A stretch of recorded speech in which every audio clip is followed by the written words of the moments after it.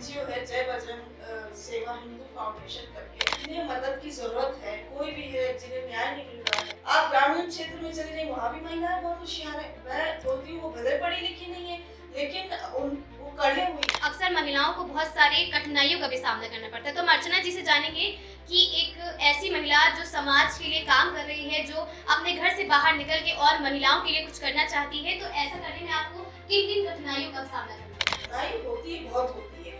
आप अगर घर से निकल रही हैं किसी की मदद करने के लिए, तो उसमें दो बातें होती हैं।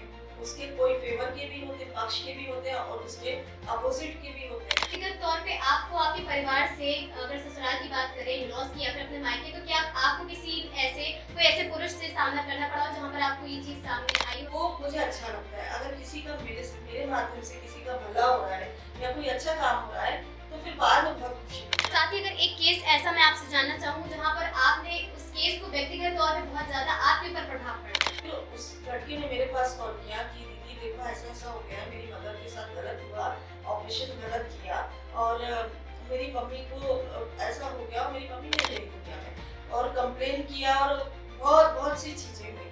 तो उस केस को मेरे को सुलझाने में बहुत समय लगा।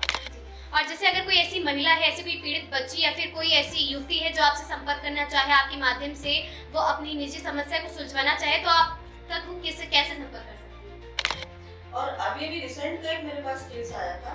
1 ही साल हुआ लड़की की शादी को और ससुराल वालों ने उसको मार-पीट कर भगा दिया। पढ़ी-लिखी लड़की, पढ़ा लिखा लड़का है।